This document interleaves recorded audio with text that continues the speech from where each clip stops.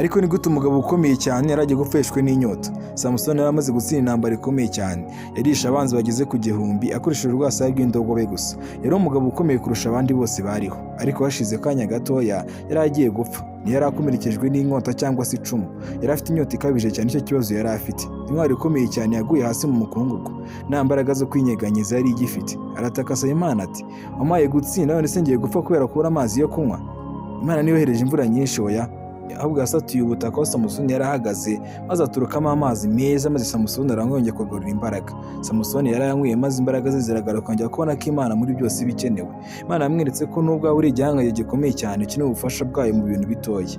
Ntiyagufasha gusa gutsinda intambara zikomeye, ahubwo inita no kuri bya bindi bitoya ukeneye, rimwe na rimwe utabuze ko ubikeneye. Izaguha neza ibyo ukeneye kugira ngo ukomeze urugendo. Niba yemera ko Imana izaguhaza, andika amena muri comment, maze utangaze uti Nyagasani undwanirire. Mwibutse ko ino nkuru wayisanga mu Bacamanza cya 15:14. Mu gihe utamfollowinze rero bizakugora kugenda ubona inkuru zitandukanye zo muri Bibiliya.